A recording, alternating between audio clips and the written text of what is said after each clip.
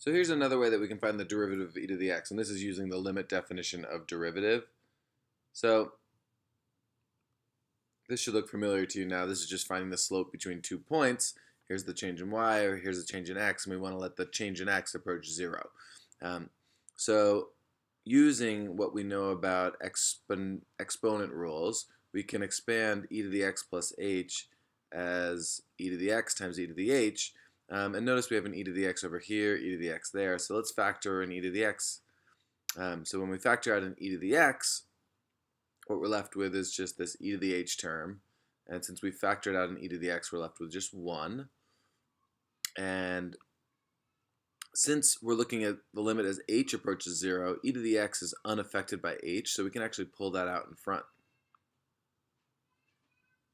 And so now we have e to the x times this limit, and here I'm going to leave this as a kind of an extra credit if you want to prove something really hard. I'm not going to show you how to do this.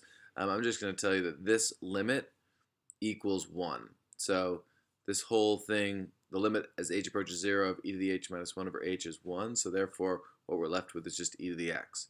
So the derivative of e to the x is e to the x. We showed that another way using implicit differentiation. But feel free, if you're interested, to go and try to prove that, why this equals 1. That's it.